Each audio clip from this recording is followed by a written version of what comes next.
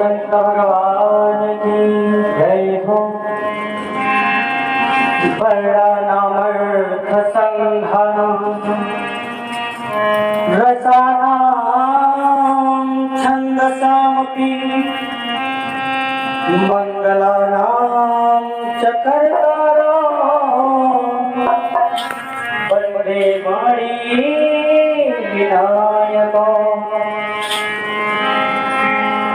भवानी शंकरो वन्दे श्रद्धा विश्वासरूपिणं याभ्याम विना न पश्यन्ति सिद्धाः स्वन्तः इष्टमीश्वरम् वन्दे बोधमयं नित्यं गुरुं शङ्कररूपिणं यमाश्रितो हि वक्रोऽपि चन्द्रः सर्वत्र वन्द्यते सीताराम गुणग्राम पुण्यारण्यविहारिणो वन्दे विशुद्धविज्ञानो कवीश्वरो अतुलितबलधामं हेमशैलावदेहं तनुजवरप्रसानं ज्ञानिनामाग्रगण्यं सकलगुणनिधानं वानराणामधीशं रघुपतिप्रियभक्तं वातजातं नमामि। रघुपतिप्रियभक्तं वातजातं नमामि। अखण्डमण्डलाकारं व्याप्तं येन चराचरं तत्पदं दर्शितं येन तस्मै श्रीगुरुवे नमः। बोले गुरुदेव भगवान की जय हो। अपने अपने घरन की घरन की सबको लागत पीर, पर तुम्हें पीर सब घरन की धन्य धन्य रघुवीर। कामी नारी प्यारी जिमि लोभी प्रिय जिमि दाम, तिमि रघुनाथ निरंतर प्रिय लागो मोहि राम, प्रिय लागो मोहि राम। देव जनुज नर नाग खग प्रेत पितर गंधर्व बंदों किन्नर रजनिचर कृपा करो अवसर। देवी दयामयी पीड़ा लिए हुए हृदयंत्रपुरी झनकारती चलिया। ओ यौवंग भरे रसकाज प्रसाद दिवाधर आरती चलिया। कभी पिंगल शास्त्र के शब्द प्रसून प्रभा प्रतिभा परिपारती चलिया। ओ ममतामयी मुझ दास की विनय सुनी, मुझ दास के कंठ में भारती चलिया। मुझ दीन के कंठ में भारती चलिया। देवी हंस वाहिनी तू हंस की उड़ान है, देवी हंस वाहिनी तू हंस की उड़ान पर कविता चलाती कभी पिंगल बढ़ातिया।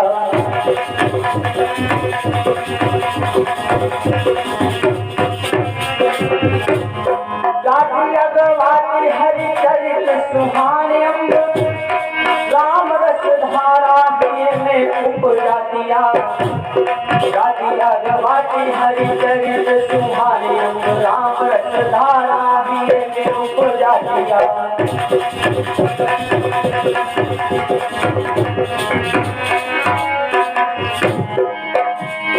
हृदय के बंधार खोल शब्दों के कोसला तंत्रकार तुरियों के तार झनकातिया।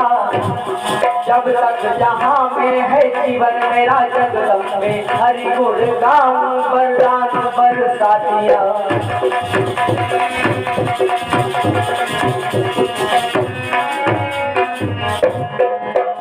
तू ही जग है जगदीश तू ही तू ही जग है जगदीश तू ही जग क्या है तेरी माया है जग क्या है तेरी माया है जग क्या है तेरी माया। तेरी माया की छाया में ये सारा विश्व समाया है।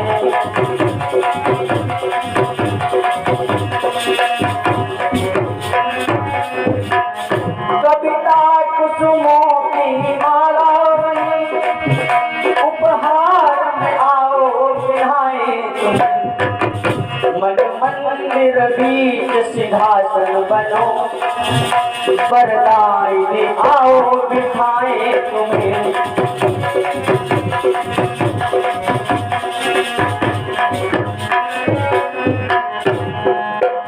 मानव तो क्या इंद्राजित भी सर्वदा नहीं रहने पाते। कर्मा अनुसार 84 में सब प्राणी हैं आते जाते।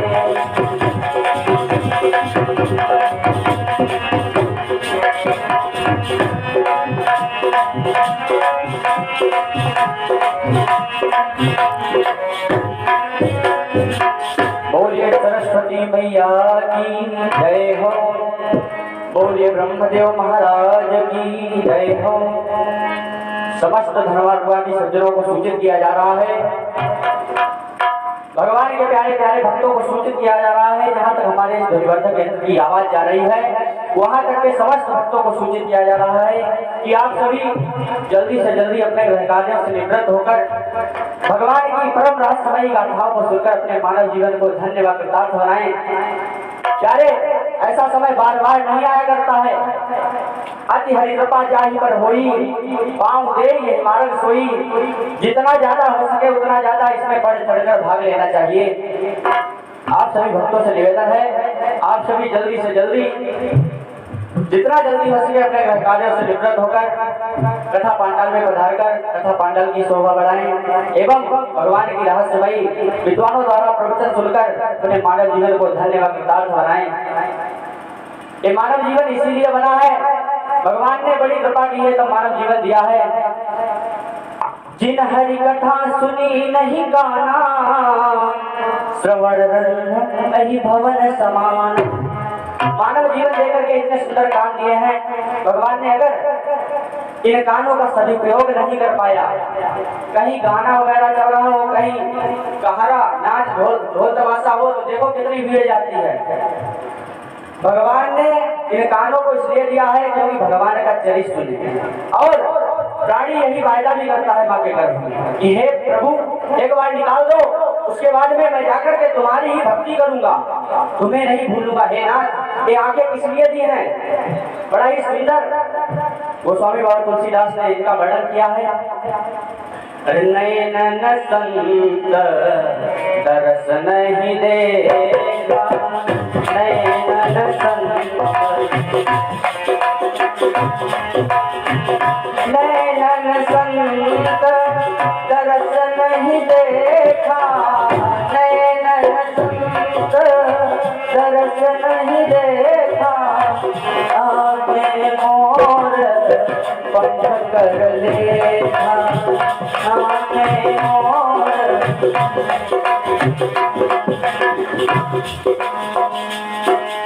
स्वामी बाबा तुलसीदास जी लिखते हैं कि जिन्होंने इन आंखों को पाते हुए भगवान के भक्तों का तरस नहीं किया, और भगवान के प्यारे भक्त कौन होते हैं? जो भगवान का भजन करें, यानी संत लोग।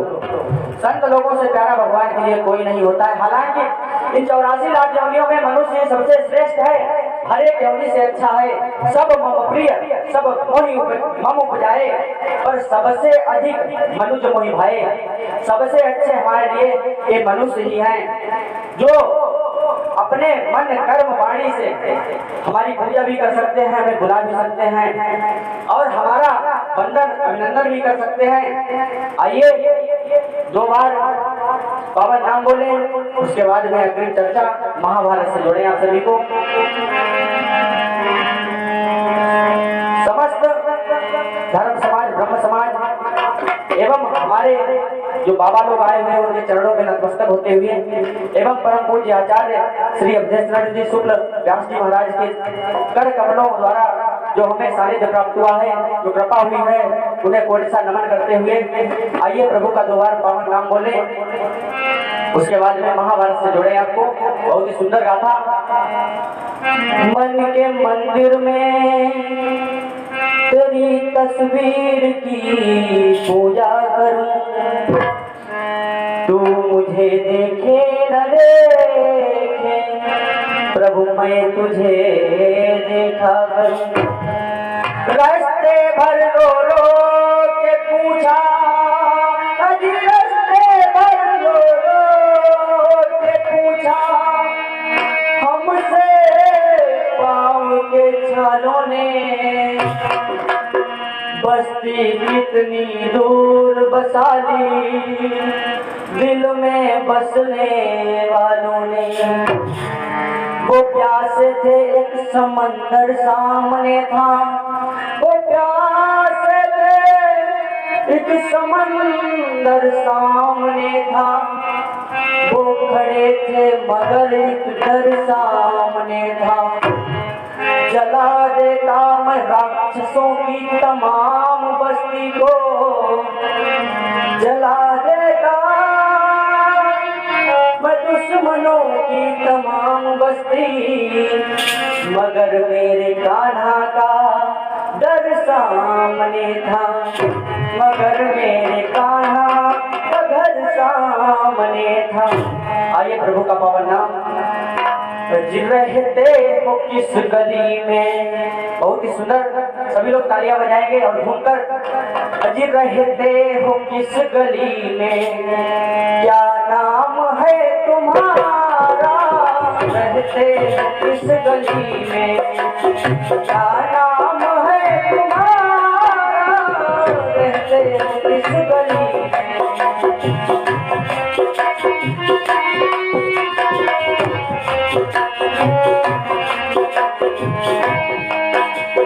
रहते हो किस गली में, क्या नाम है तुम्हारा? रहते हो किस गली में,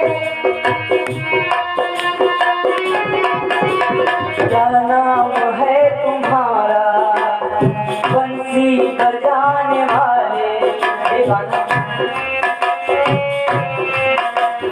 बंसी बजाने वाले, है क्या तेरा ठिकाना?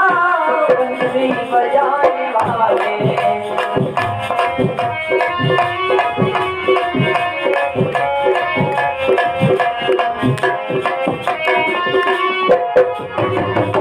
हे कन्हैया, जगह जगह मैंने तुम्हें ढूंढा है। अरे भक्तों से पूछा कि पता बता दो। इस समय रसखान जी जा रहे थे, उन्हें किसी ने भी पता नहीं बताया था। और क्या कहते हैं? गोकुल में तुमको ढूंढा, मथुरा में तुमको ढूंढा, गोकुल में तुमको ढूंढा, गोकुल में तुमको ढूंढा, मथुरा में तुमको ढूंढा, गोकुल में तुमको ढूंढा।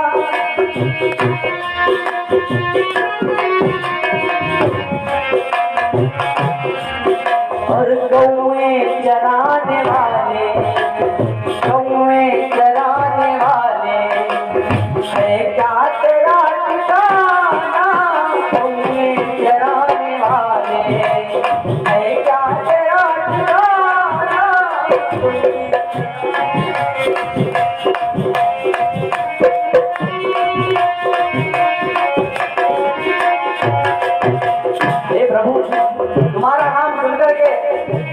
हमारे कान तुम्हारा नाम सुनते ही मस्ती सी छा जाती है।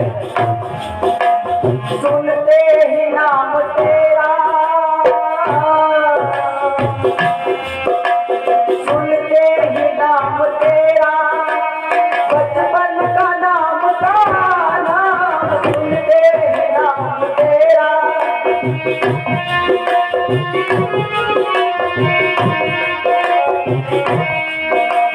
सुनते ही नाम तेरा, बचपन का नाम गाना, बचपन का नाम गाना।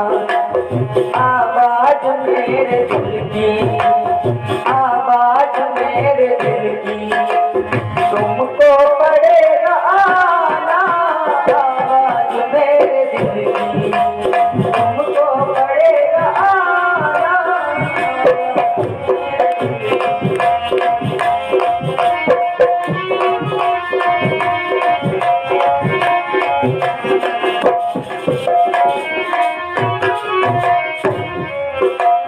रहते हो किस गली में,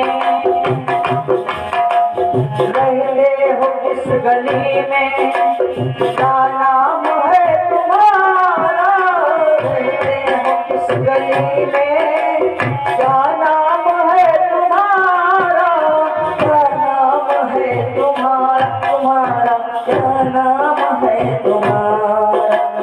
गऊ में चराने वाले क्या तेरा ठिकाना, तुम्हें चराने वाले है क्या तेरा ठिकाना, तुम्हें चराने वाले है क्या तेरा ठिकाना। बोलिए कृष्णचंद्र भगवान की जय हो। अच्छा, भगवान का निवास स्थान कहाँ है? न मैं बसाने बैकुंठे, मैं बैकुंठ में नहीं हूँ, मैं किसी घट के घर में नहीं हूँ, मैं तो घट घट में हूँ। एक बार भक्त पूछता है, हे प्रभु तुम कहाँ बसते हो? एक राम दशरथ के बेटा, एक राम घट घट में लेता। एक तो राम है जो दशरथ के बेटा है, और एक घट घट में यानी कड़ कड़ में, पत्ते पत्ते में राम है। जिस समय हिरण्याकश्यप ने कहा अरे अब पुकार तेरा राम कहाँ है, उसी समय खंबे से निकल कर आ गए। बोलिए नरसिंह भगवान की जय हो। एक राम दशरथ के बेटा, एक राम घट घट में लेता। एक राम यह जगत पसारा, एक राम यह जग से न्यारा।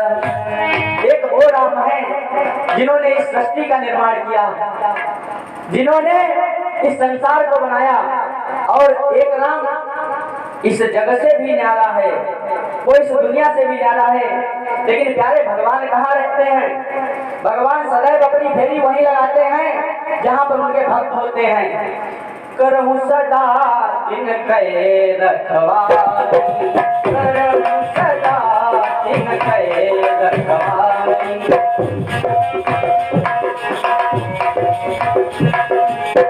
करहूं सदा इनके रखवाली, करहूं सदा इनके रखवाली। जिमि बालक, जिमि बालक राखे महतारी।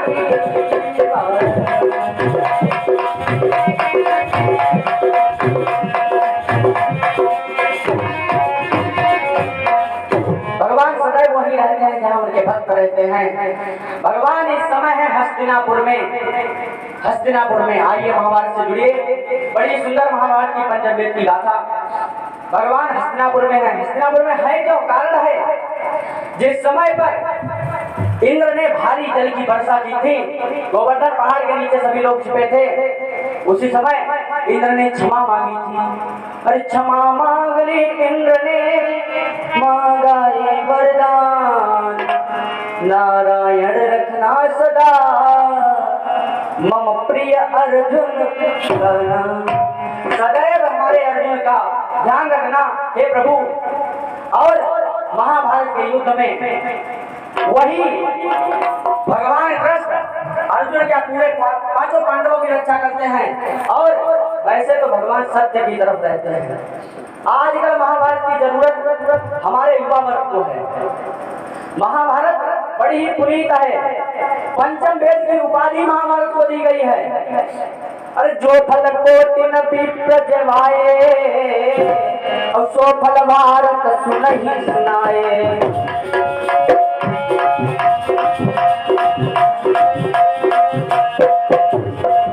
जो फल कोटि न विप्र जमाए सो फल भारत सुनहि सुनाए।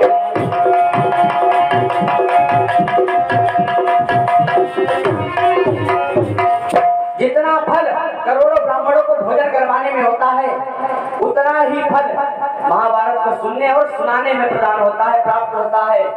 महाभारत कोई ऐसी गाथा नहीं है। अरे जिसको सुनकर के जोश आ जाए, बाहें ऑटोमेटिक थिरकने लगे, शरीर फुर्तीला हो जाए, स्फूर्ति आ जाए, जिसको सुनकर के जोश बढ़े वो अभी अभी आरत होगा और बाजुएं कहीं पर फड़केंगी, बस अभी महाभारत होगा।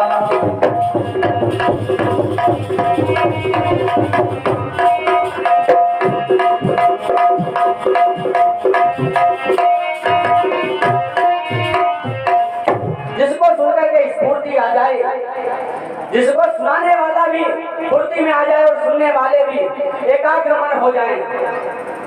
ऐसी वैसी एक गाथा नहीं, ये कोई ऐसी वैसी गाथा नहीं है, गुड्डा गुड़ियों का खेल नहीं है। महाभारत पंचम वेद की गाथा है।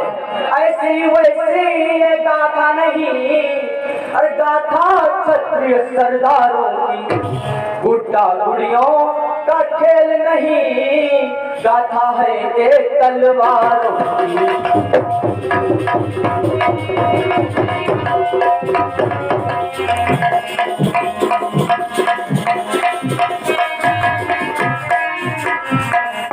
अब महाभारत की जरूरत किसको है?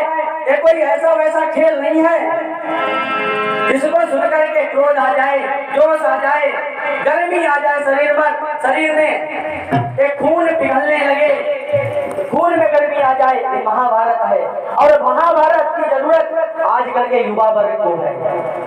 इनके खून से गर्मी चली गई है, क्योंकि कहीं बैठते भैया बहुत ठंड लग रही है, इतनी ठंड है का हो जाए, आगे बारी जाए, आगे बारी जाए, आगे जुगाड़ हो जाए। तो भैया एक जो महाभारत है इसकी जरूरत सबसे ज्यादा है युवा पीढ़ी, जो आजकल जवान हो रहे हैं। अरे जवान हो रहे हैं और पता नहीं बुढ़ा रहे हैं, जवान हो रहे हैं, खून में गर्मी ही नहीं है। आज एक लड़का बात करे फोन पर और कहे तो भैया कहा एक लड़का बात कर रहा है फोन पर, कहे प्यार में दिल टूटा और टूट कर एक इधर गिरा एक उधर गिरा। हम कहे भैया क्या लिख रहे हो, हमारी कपड़ी बनने बात। तो आजकल लोगों के दिल पागल हो रहे हैं, उनके दिल पागल हो रहे हैं, प्यार में पागल हो रहे हैं। लेकिन महाभारत के प्रेमियों, महाभारत में देखो कैसे 16 वर्ष का अभिमन्यु चक्रव्यूह भेदन के लिए चला जाता है। अरे अभी कुछ दिन की पहले की बात है, एटा डिस्ट्रिक्ट में हम टहल रहे थे, ऐसे सड़क पर टहल रहे थे, कथा विश्राम हो चुके थे, टहल रहे थे, तब तक देखा एक ट्रक जा रहा है, उस पर लिखा है प्यार तो धोखा है। हमारे संग में गौर भैया है, तो हम कहे भैया सवारी नहीं हो, प्यार तो धोखा है। तो भैया वो तो निकल गया, चले दूसरों ट्रक आओ, तो उनने कही प्यार धोखा है मगर सबसे होता है। हम कहीं जान निकल रही हो तो तुम उतरे हुए हम जाए। हम लोग आपस में बातें कर रहे थे, तब तक देखो का कोई दोनों में यहाँ घुसमुड़ाने पड़े। हम कहे भैया देखियो, तो जब तीर पहुंचे देखो भाई मुहरा पड़े, अब मुहरा पड़े तो हम पहुंचे तीर, हम लोग देखो ट्रक के पीछे लिखो देखो मगर प्यार से। और भैया हम 2-4 दिन और बुलाओ, हम कहते इन्हें प्यार से देख ले हुआ, इन्हें प्यार से देख ले हुआ, ऑटोमेटिक घुसमुड़ाने पड़े हैं। प्यार करो, वो प्यार लिखवाए पड़े, वो प्यार एक धोखा है, तो सबसे होता है। तो आजकल महाभारत की जरूरत सबसे ज्यादा है इस युवा पीढ़ी को। है धर्मवीर भारत का उत्थान महाभारत में, अरे भारत वालों भारत की है शान महाभारत में, भारत वालों भारत की है शान महाभारत में।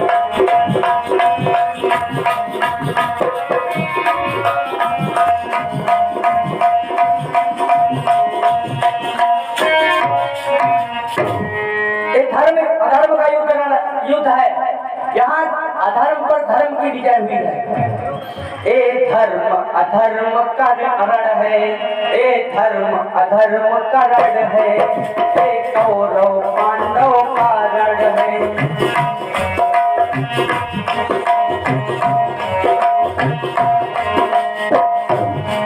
लंबवत कर्ण है इसके आधार नृपति दुर्योधन है।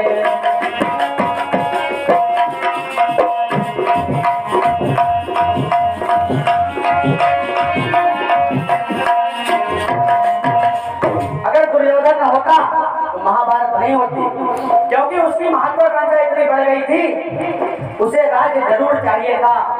जब पांडवों ने मांगे थे 5 गांव, कहा था केवल हमें 5 गांव ही दे दो, मैं उतने में गुजर बसर कर दूंगा। तो उसने कहा था सुई अग्र देहो नहीं दाना। अरे 5 गांव तो बहुत बड़ी बात है, सुई अग्र देहो नहीं दाना, समर होई भारत मैदाना। चाहे भले ही खून की नदियां बह जाए, लेकिन सुई की नोक की बराबर मैं जमीन नहीं दूंगा। महाभारत का युद्ध हो रहा है, दोनों सेनाएं आमने सामने हैं, विशाल सेनाएं हैं। दुर्योधन के पास में जो कुरुपति है, कौरव सेना का जो प्रधान है, जो उदय का मालिक है, उसके पास 11 अछोड़ी सेना है, और पांडवों के पास में 7 अछोड़ी सेना है। अछोड़ी बहुत बड़ी गिनती को कहा जाता है। 11 अछोड़ी उधर है और 7 अछोड़ी सेना इधर है। लेकिन प्यारे, चाहे देखो पांडव 5 थे, पांडव केवल 5 थे, और 5 का अगर 100 में कन्वर्ट करो तो 20 गुना हुआ, 20 पंचे 100, और कौरव 100 थे। लेकिन अगर तुमने अधर्म किया तो ये तो जरूरी है कि थोड़े बहुत दिन चल जाओ, लेकिन ये जरूरी नहीं है कि तुम सदैव चलते रहो, क्योंकि सत्यमेव जयते, सत्य की ही विजय होती है, चाहे सत्य को कितना ही कष्ट झेलना पड़े। लास्ट में अंततोगत्वा पराजित अधर्म ही होगा। ये बात उस समय की है। भाइयों, महाभारत हो रहा था, धृतराष्ट्र को संजय पल पल का हाल दे रहे थे। धर्म क्षेत्रे कुरुक्षेत्रे समवेता मामकाः पांडवश्चैव किम कुर्वत संजय। 10 दिन की कमान अकेले भीष्म बाबा ने झेली है।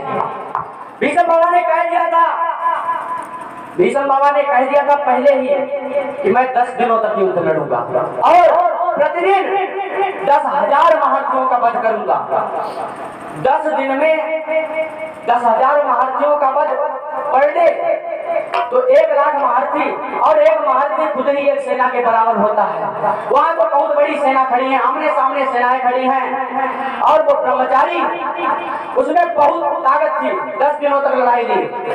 अरे भीष्म के बाणों के आगे सारी दुनिया कराती थी।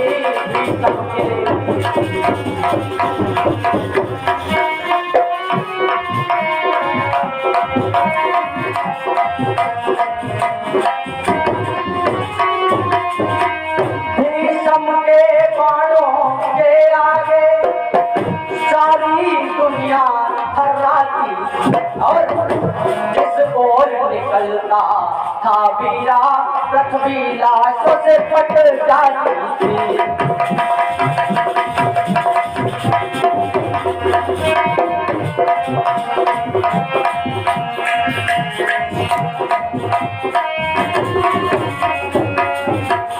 जिस ओर 172 साल का बुड्ढा निकलता था, यही लगता है कि रुंडों के ऊपर रुंड पहाड़ लग गया हो। ऐसा घमासान युद्ध करता था भीष्म बाबा।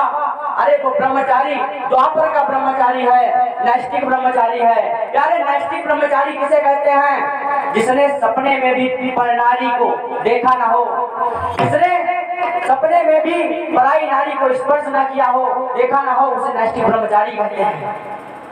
अच्छा एक बात है, ब्रह्मचारी हर युग में मिलेंगे आपको, ब्रह्मचारी हर युग में मिलेंगे। अब कहोगे हर युग में मिलेंगे तो बताओ, देखो सतयुग में भी ब्रह्मचारी जिनकी शादी नहीं हुई, त्रेता में भी ब्रह्मचारी, द्वापर में भीष्म बाबा, और कलयुग में भी ब्रह्मचारी, कलयुग में भी ब्रह्मचारी। सतयुग में कुंवारे रह गए कौन? अरे जो थे वीराधारी। सतयुग में बाबा नारद का विवाह नहीं हुआ था। सतयुग में कुंवारे रह गए जो थे वीराधारी, और त्रेता में कुंवारे मतंग मुनि जिनके ना थी नारी। मतंग मुनि के भी एक भी नारी नहीं थी। और द्वापर, अरे द्वापर में कुंवारे रह गए अरे जो थे बाणाधारी। बाबा भीष्म द्वापर के, अरे द्वापर में कुंवारे रह गए जो थे बाणाधारी। और इस कलयुग में भी है, एक लोग चले गए लेकिन एक लोग अभी भी है।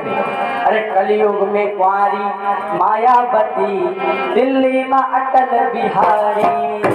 लखनऊ में कुंवारी मायावती, दिल्ली में अटल बिहारी।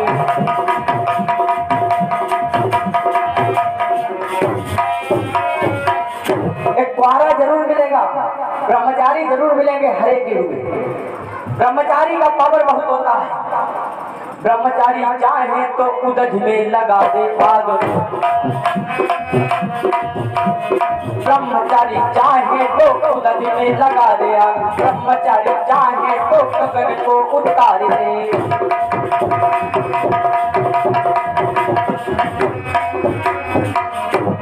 ब्रह्मचारी चाहे तो सविता का प्रकाश करे, ब्रह्मचारी चाहे तो पाताल बस दे, ब्रह्मचारी चाहे तो उदज में लगा दे आग, ब्रह्मचारी चाहे तो गगन को उतार ले।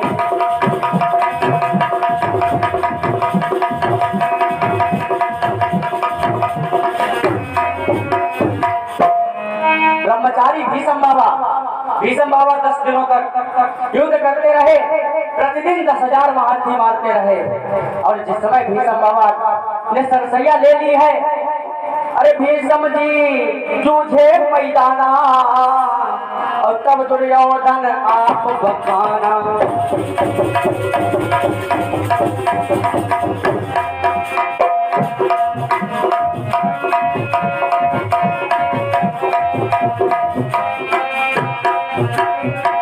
भीष्म बाबा जैसा महारथी जब सरसैया पर पहुंच गया तो बहुत बड़ी चिंता हो गई दुर्योधन को कि क्या अब किया जाए।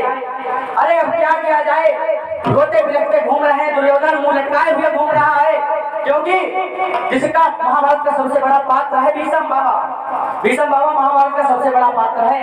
और अगर सेनापति ही मर जाए तो फिर सेना का क्या हाल होगा। अब कहीं के सर मुकुट बंधावूं और चहिते विजय पत्र न पावूं।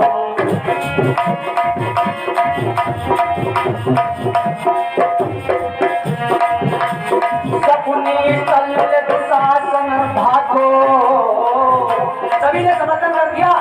सकुनी मामा, शल्य मामा, दुशासन भैया सभी ने समर्थन किया। अरे सकुनी शल्य दुशासन भागो, सबको भार द्रोण पर राखो।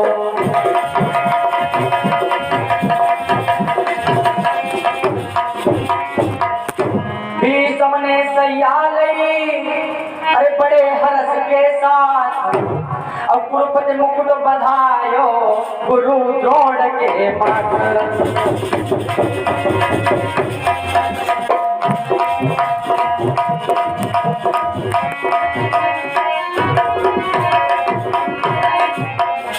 सभी ने समर्थन कर दिया। दुसल, विकर्ण, सुकर्ण, विभित्सु, युत्सु जितने भाई थे, दुशासन, दुर्योधन, शल्य जितने भी थे, सभी ने समर्थन किया कि अगर कोई वीटो पावर बचा है हमारे पास, क्योंकि सबसे बड़ा जो वीटो पावर था वो तो महाशक्ति चली गई, और अगर कोई दूसरी महाशक्ति है तो द्रोणाचार्य है। अरे द्रोणाचार्य का पावर क्या है? महाभारत में आया है, अरे गुरु द्रोण कर सर संधानई और 3 दिवस दल करई निदानई।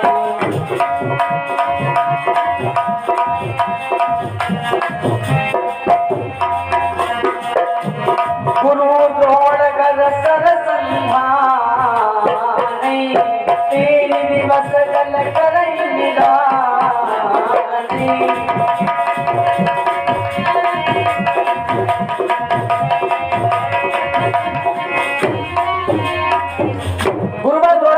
बहुत ताकत है। अगर अपनी पर आकर के द्रोणाचार्य युद्ध करेंगे तो 3 दिवस में जो 18 छोड़ी सेना है, जिसका 18 दिनों में विनाश हुआ है, वो केवल 3 दिनों में ही भस्मीभूत हो जाएगी। अब तो द्रोणाचार्य सेनापति बन गए हैं, लेकिन दुर्योधन को चैन नहीं है, क्योंकि उसके कई भाई मारे जा चुके हैं। बहुत बड़ा युद्ध हुआ है, उसके 90 भाई मारे जा चुके हैं। दुर्योधन कहता है, हे गुरुवर, मैं क्या बताऊं, मेरा दिल इतना पागल हो रहा है। अरे भर गए रुधिर से महाताल, पर हृदय हमारा भरा नहीं।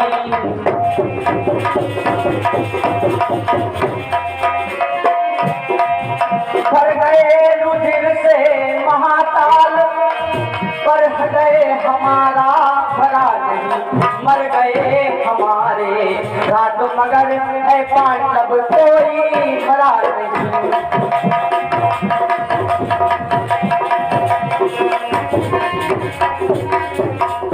हे गुरुवर, कई भाई मारे जा चुके हैं, लाखों सेना मारी जा चुकी है, बहुत विनाश हो चुका है, लेकिन किंतु परंतु जहाँ पर आते हैं वहाँ पर अगर अच्छा खासा भी हो, वहाँ पर रुकावट हो जाती है। लेकिन लगा दिया, कहा लेकिन एक भी पांडव नहीं मरा है। दुर्योधन ने कहा, हे गुरुवर, कोई ऐसा जुगाड़ करो, कोई ऐसी रचना करो जिससे एक न एक पांडव का वध हो जाए। दुर्योधन बोला, हे गुरुवर, कुछ ऐसी युक्ति कीजिएगा, आगे बढ़कर के पांडवों को जिंदा ही बांध लीजिएगा।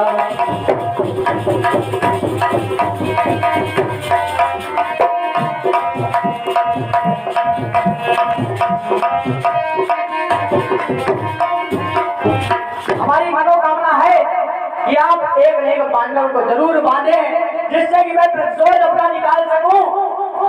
और अगर आप कहीं युधिष्ठिर को बांध ले तो हे गुरुवर, बहुत बड़ी चिंता हमारी समाप्त हो जाएगी। अगर सम्राट युधिष्ठिर यानी युवराज युधिष्ठिर जो उसके मालिक है, मुखिया है, अगर मुखिया ही बांध लिया जाएगा तो सेना ऑटोमेटिक हथियार डाल देगी। कहते हैं, हे गुरुवर, कल का जब युद्ध हो तब युधिष्ठिर को बांध लेना, और हो सके तो 5 पांडवों को बांध लेना। दुर्योधन कहने लगा, यही लगता कोई दाल चावल है, खा लिए जाएंगे, ये कोई मूली है जो फाड़ ली जाएगी। कहने लगे द्रोणाचार्य जी, अरे दुर्योधन, एक पांडव कोई मजाक नहीं है। अरे जिसके सामने सेनाएं छोटी पड़ जाती हैं, जिसके सामने बड़ी बड़ी सेनाएं, बड़े बड़े महारथी नतमस्तक हो जाते हैं, जिसके सामने जाने से इंद्र भी घबराते हैं, उन्हें मैं इतनी जल्दी कैसे बांध लूंगा। अगर पांडवों की बात होती तो मैं बांध भी लेता, लेकिन हे दुर्योधन, बड़ी चिंता हो रही। तो उसने कहा, चिंता क्या? अरे वैसे तो इस पांडव दल में, कहने लगा द्रोणाचार्य, कहने लगे इस पांडव दल में मुझे किसी से डरना नहीं है। अरे वैसे तो इस पांडव दल में मैं नहीं किसी से डरता हूँ।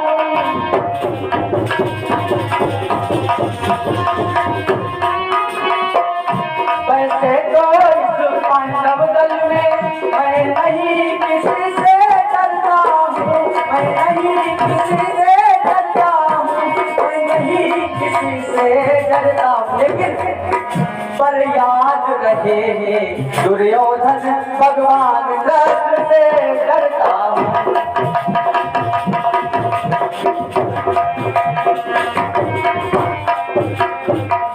वैसे तो मुझे कोई डर नहीं, मैं पांडवों से नहीं डरता। अगर वो छलिया माखन चोर उधर है, उनके पास अगर बना रहा तो चाहे कुछ भी कर लो, आप पांडव तो क्या, पांडवों का स्पर्श भी नहीं कर पाएंगे, उनका बाल भी बांका नहीं कर सकते। ऐसी बात जब सुनी है दुर्योधन ने कहा आपको विचार करना चाहिए। उसने सोचा चलो अपने एक मित्र के पास चलते हैं जिसका नाम है सुशर्मा। सुशर्मा के पास गया। सुशर्मा ने कहा हे राजन, अरे बताया होता मैं आपके पास चला आता, आपने क्यों कष्ट किया, बताइए क्या सेवा करूं। तो दुर्योधन ने कहा बस एक छोटा सा काम है, कल तुम्हें अर्जुन से युद्ध करना है। अरे जैसे ही सुना कि मुझे अर्जुन से युद्ध करना है, उसके पांव के नीचे की जमीन चली गई, नीचे चली गई। अरे पर अर्जुन के साथ में युद्ध करने का मतलब था कि सर में कफन को बांधना, पता नहीं कब के कफन में दफना दिए जाएंगे। भाइयों, अर्जुन बहुत बड़ा योद्धा था, बहुत बड़ा पात्र था और विश्व का माना जाना धनुर्धर भी था। कहा तुम्हें अर्जुन के साथ में युद्ध करना है, कह तो दिया कि हम युद्ध करेंगे। तब सेनापति का सेनापति बोला मैं काम बनाऊंगा।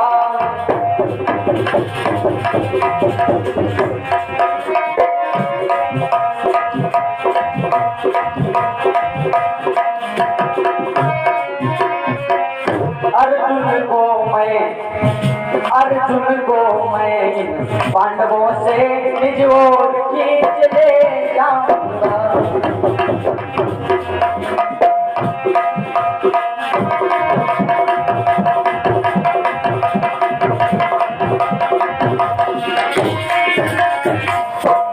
अर्जुन को कहा मैं अपनी तरफ खींच ले जाऊंगा, लेकिन हे राजन मुझे नहीं पता हमारे प्राण बचेंगे या नहीं बचेंगे।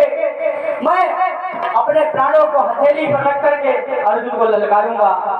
हे राजन, अर्जुन से युद्ध करना कोई मजाक नहीं है, कोई छोटी बात नहीं है, लेकिन फिर भी अगर मेरे प्राण भी चले गए तो मैं तुम्हारे लिए समर्पित कर दूंगा। मेरे प्राण भी तुम्हारे काम आ जाएं। मुझे पता है अर्जुन से मैं नहीं जीतने वाला, लेकिन अगर आप कहते हैं तो मैं जरूर जाऊंगा। प्रातः काल हुआ, वो तो पूरी योजना ही बन चुकी थी कि आज तुम्हें अर्जुन से युद्ध करना है।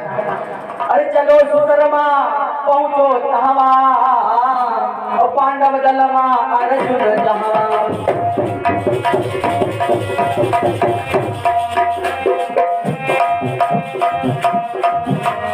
चलो सुशर्मा पहुंचो तहवा, पांडव दलमा अर्जुन जहां।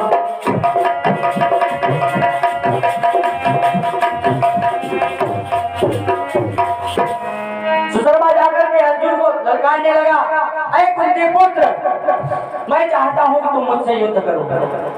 जैसे ही अर्जुन ने देखा कि सुशर्मा मुझे ललकार रहा है, अरे जिसकी किसी में भी गिनती नहीं है, क्योंकि अर्जुन से कुछ लोग ही जाने माने थे जो टक्कर ले सकते थे। एक तो बाबा भीष्म जो सरसैया पे पड़े हैं, द्रोणाचार्य जो इस समय सामने नहीं है, कृपाचार्य जो बहुत बड़े धनुर्धर हैं, और महारथी कर्ण, महारथी शल्य, ये जाने माने ही धनुर्धर अर्जुन का सामना कर सकते थे और दुनिया में कोई ऐसा नहीं था जो अर्जुन के आगे टिक सकता। सुशर्मा ने ललकार लगाई कि हे पुत्र आओ, मैं तुमसे युद्ध करना चाहता हूँ। और क्षत्रिय कभी भी ललकार सहन नहीं कर सकता है, और जो क्षत्रिय होकर के ललकार सहन कर ले, समझ लेना ये क्षत्रिय नहीं है। अरे क्षत्रिय तनुधारी कमर सकाना और लगई पाप को हाथ समाना।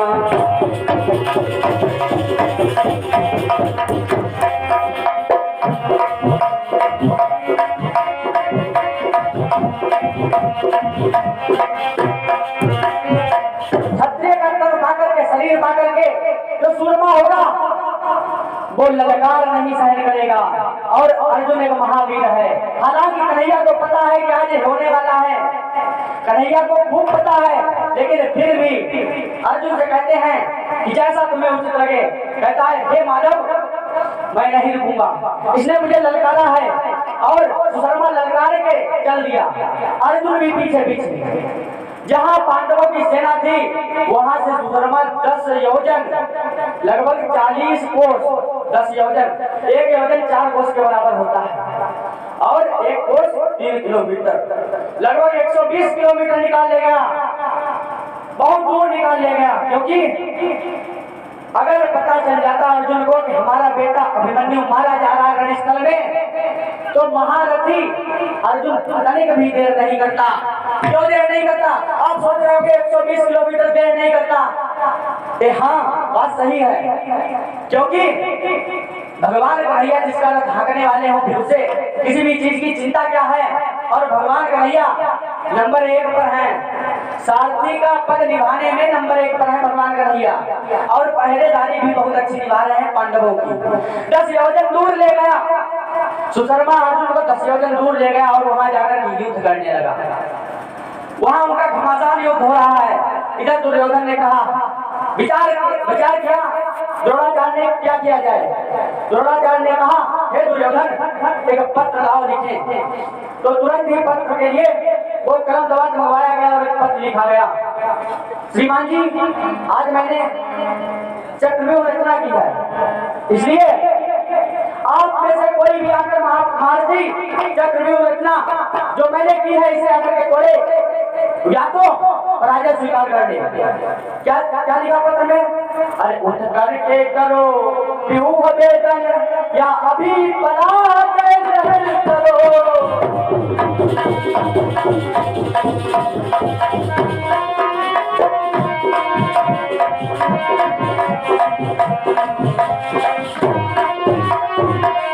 उठ करके करो व्यूह भेदन या अभी पराजय ग्रहण करो।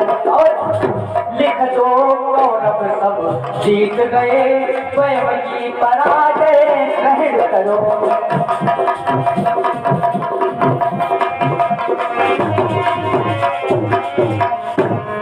या तो यहाँ आकर के चक्रव्यूह रचना जो मैंने की है इसे तोड़ो, और नहीं तो लिख दो कि कौरव जीत गए। अरे उठ कर व्यूह भेदन तुम की जाए, या रमाई पराजय नहीं है।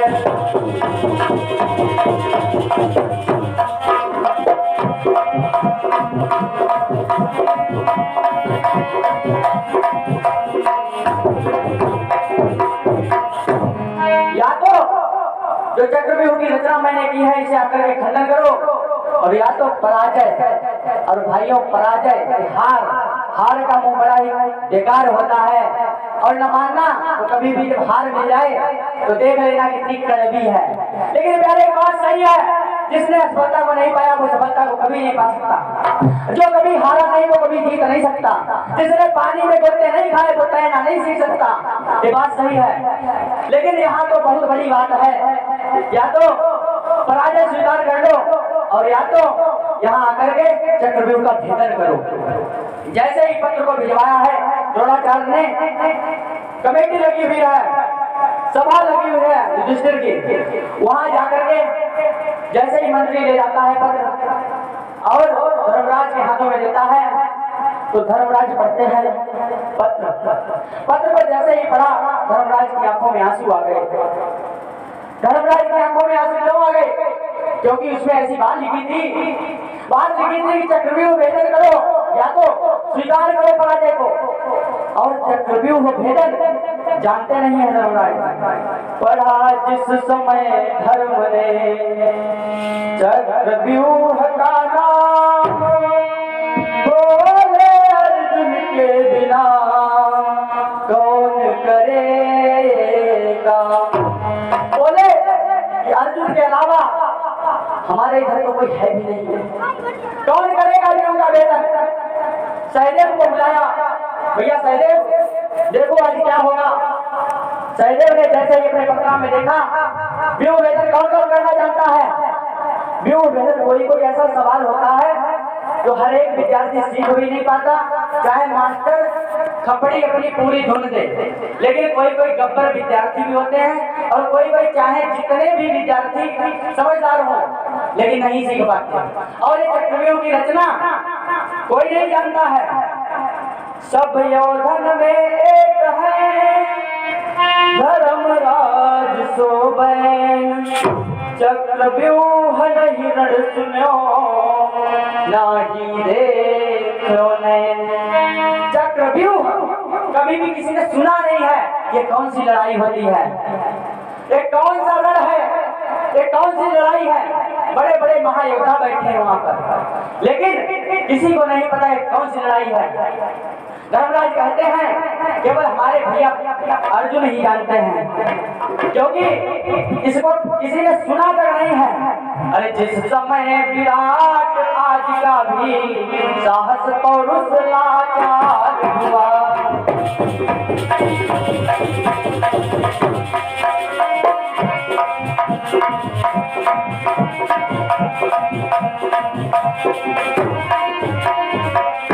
जिस समय विराट आज का भी साहस पौरुष लाचार हुआ, उठ करके करे क्यों भेदन, उठ करके करे क्यों भेदन, ऐसा न कोई तैयार हुआ।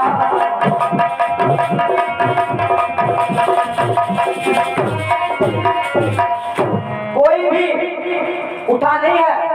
एक बीड़ा रख दिया गया, एक पान रख दिया गया, कहा इस बीड़े को वही चबा ले जो चक्रव्यूह का भेदन कर सके। भाइयों, बीड़ा रखा है सभा में, लेकिन किसी ने नाम तक नहीं सुना। अरे जिसे पता ही नहीं कॉमर्स क्या होती है तो वो क्या जाने कॉमर्स क्या होती है। जिसने कभी इंग्लिश का नाम नहीं सुना वो बेचारा क्या जाने कि इंग्लिश भी कोई भाषा है। जिसने चक्रव्यूह का नाम नहीं सुना वो कैसे कह दे कि मैं चक्रव्यूह का भेदन कर लूंगा। अरे बैठे बड़े बड़े बलवाना, बैठे बड़े बड़े बलवाना, काहू नाय सुनाय हुआना, काहू नाय।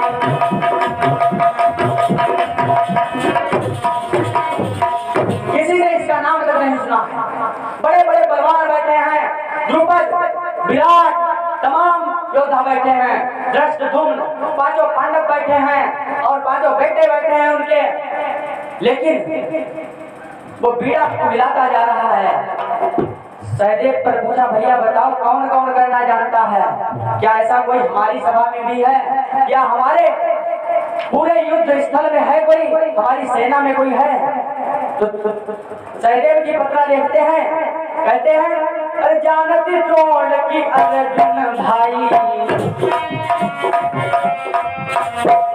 जानती द्रोण की अर्जुन भाई, कृष्ण तनय यह जानी लड़ाई, कृष्ण तनय यह जानी लड़ाई।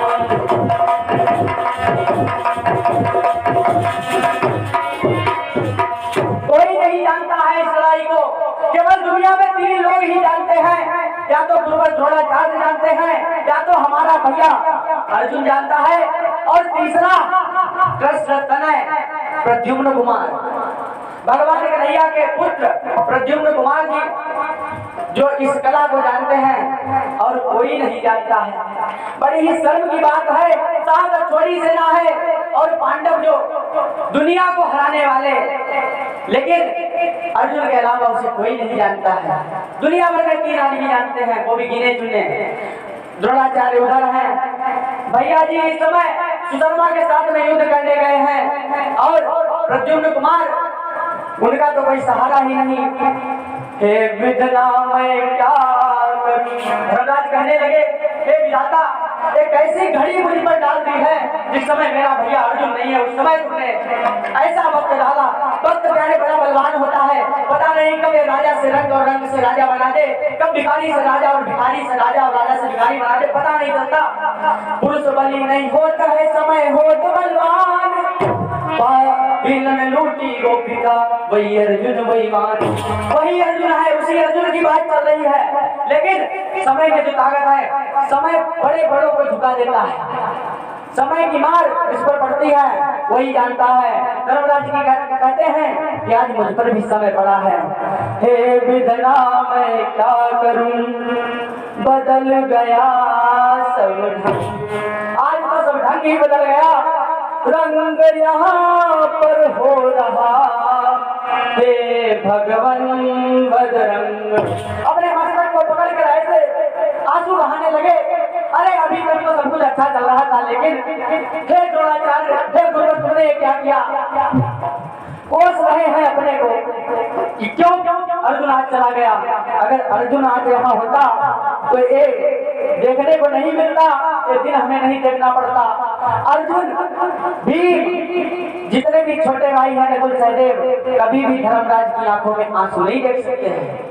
एक बार की बात है, जिस समय विराट नगर में थे, विराटपुरी में थे, अज्ञातवास का 1 साल बिता रहे थे, उस समय महाराज विराट ने गोटी फेंक कर मारा था, गोटियों को फेंक कर मारा था। उस समय महाराज धर्मराज के मस्तक से खून आ गया था और ब्राह्मणा का रूप धरे हुए अर्जुन वहां पर आ पहुंचा। तो तुरंत ही धर्मराज किनारे चले जाते हैं और जाकर के द्रौपदी को कहते हैं, जो शैलेंद्री का रूप बनाए हुए वहां पर अपने अज्ञातवास के दिल पूरे कर रही थी, कहते हैं जाकर के अर्जुन को वही रोक लो, नहीं तो अगर यहाँ आ गए और मेरे आंखों से आंसू देख लिए तो फिर विराट को कोई भी कमलनयन को मारने से बचा नहीं सकता है, क्योंकि अर्जुन भीम नकुल सहदेव कोई भी हमारी आंखों में आंसू नहीं देख सकते हैं, इसलिए उन्हें जाकर के रोक लो। और आज वही आंसू निकल रहे हैं धर्मराज के। वक्त की मार है प्यारे, वक्त पड़ा है इस समय, नहीं तो पांडव क्या नहीं कर सकते।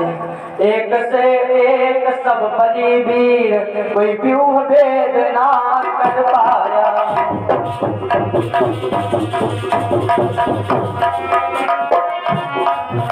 एक से एक सब बलि वीर, कोई व्यूह भेद ना कर पाया।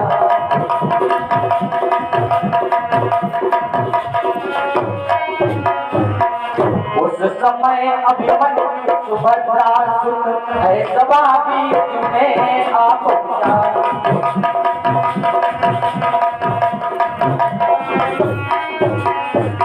उस समय अभिमन्यु आ गया सभा में और देखा है सारे मस्तक नीचे को झुके हुए हैं।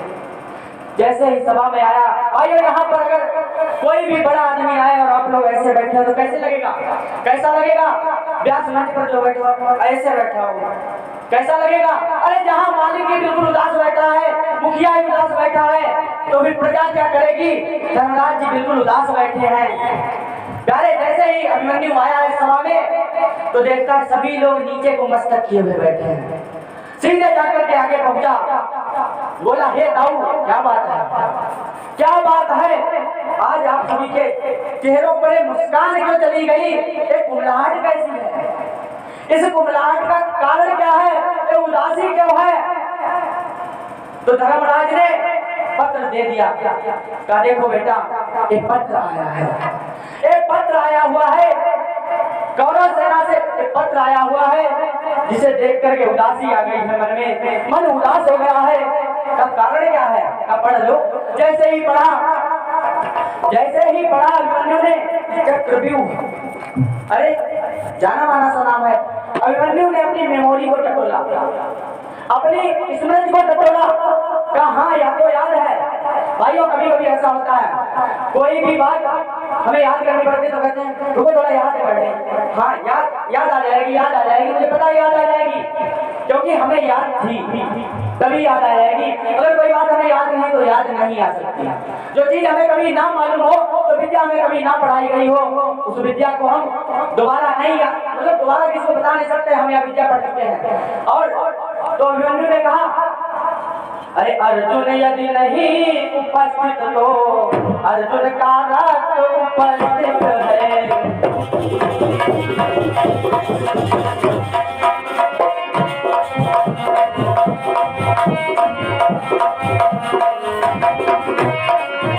अर्जुन यदि नहीं उपस्थित तो अर्जुन का रक्त उपस्थित है।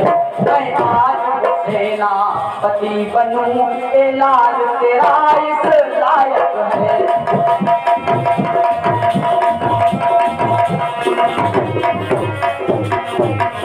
घबराने की कोई बात नहीं है, आप मुझे सेनापति बनाइए, आप मुझे सेनापति बनाइए, रण की कमान हमारे कंधों पर दीजिए।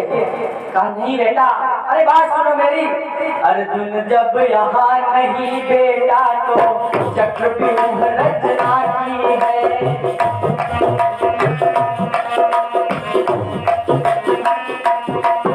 अर्जुन जब यहाँ नहीं बेटा तो चक्रव्यूह रचना की है। जिसका भेद करना बेटा कोई भी नहीं जानता है।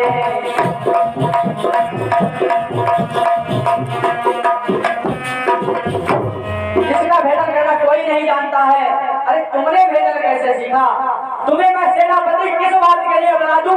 अगर सेनापति भी बनाऊं तो कारण बताऊं मैं कि मैं क्यों सेनापति बनाऊं। भाइयों, अगर कोई कहे कि मैं इस समुद्र को पार कर जाऊंगा तो पहले इंटरव्यू लिया जाएगा कि पहले इस नदी को पार करके दिखाओ।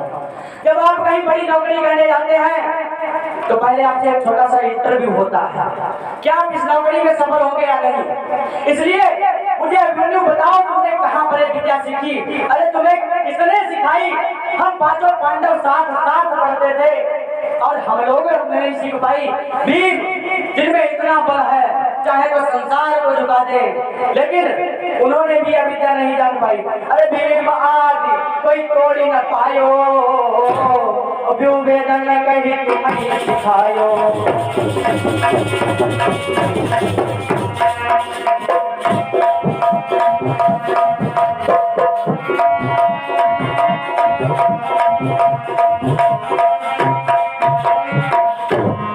जिस व्यूह भेदन को भीम नहीं जान पाए, बेटा तुमने कैसे जान लिया? तो कहने लगा, हे ताऊ, मुझे यह विद्या खूब अच्छी प्रकार से याद है। भली बात ये विद्या का ज्ञान है। कहा तुम्हें कैसे ज्ञान है? बताओ, मुझे भी बताओ, थोड़ा मुझे भी बताओ इस विद्या को तुमने कहाँ सीखा? तो कहने लगा, जिस समय मैं माँ के गर्भ में था उस समय हमारे पिताजी पुराणों की कथा सुनाया करते थे। यानी तुम्हारे भैया और हमारे पिताजी अर्जुन माता जी को रोज नई नई पुराणों की गाथाएं सुनाया करते थे। इससे एक सीख मिलती है भाइयों, अगर जिस समय बच्चा माँ के गर्भ में हो उस समय अगर आप सभी अच्छी से अच्छी धार्मिक कहानियां अपने पति पत्नी को सुनाएंगी तो बच्चा भी आपका गुणवान और धर्मवान, शीलवान, धैर्यवान, धर्मवान वैसा जन्म लेगा। और अगर आप देख रहे हैं लैला मजनू की पिक्चर तो फिर बता दो हीर रांझे जन्म लेंगे। इसीलिए अपने बच्चों को गुणवान होने की शिक्षा दिलाओ। महाभारत यही हमें सीख देती है। तो व्यूह भेदने की देखो गाथा, व्यूह भेदने की कला कहाँ से उसने सीखी है बता रहा है। हे ताऊ सुनिए, जिस समय मात के गर्भ में था मैया को बड़ी उदासी थी।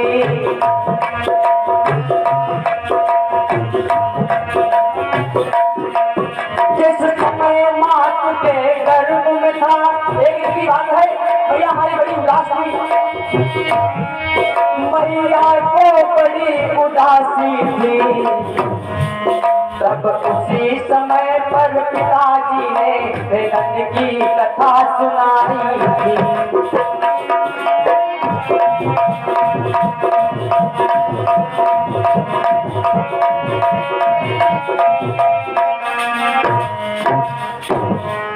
तब एक शास्त्र में है ताऊ वेदन की कथाएं आई थी।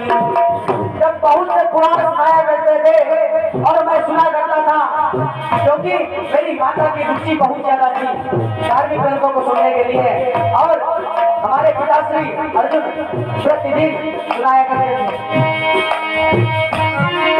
तब उसी समय पिताजी ने वेदन की कथा सुनाई थी। तब एक शास्त्र में है ताऊ, तब एक शास्त्र में है ताऊ, उस समय कथाएं आई थी। बोलिए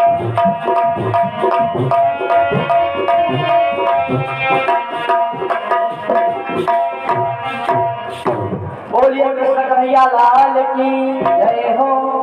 बोलिए शंकर भगवान की जय हो। कल की आगे की गाथा जो भी आगे हुआ है आपको कल की बेला में सुनाया जाएगा। बड़ी सुंदर महाभारत हमें सीख देती है।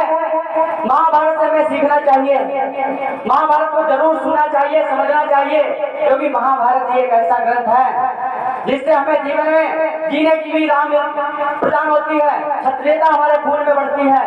और एक बात और बताते हैं, अभिमन्यु था कौन? अभिमन्यु चंद्रमा का पुत्र था।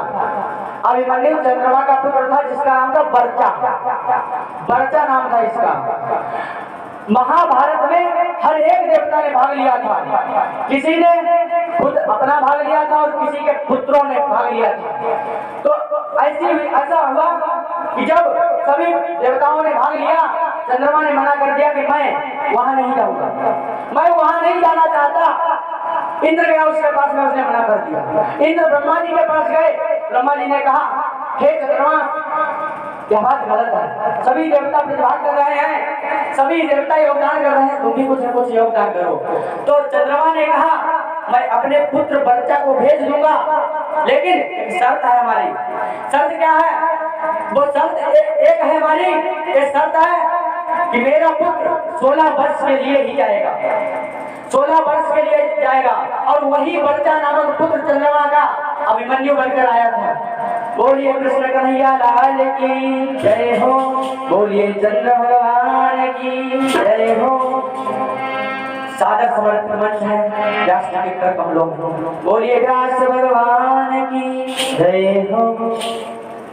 बोलो भागवत भगवान की, सत्य सनातन धर्म की। बड़ी सुंदर महाभारत की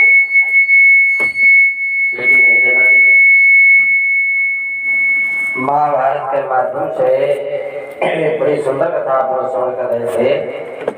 इसमें लिखा है अभिमन्यु चक्रव्यूह भेदन क्रिया जानते थे, अर्जुन जानते थे, प्रद्युम्न भगवान कृष्ण अर्जुन के पुत्र ही अभिमन्यु है। आत्मा वही जाए थे पुत्रा।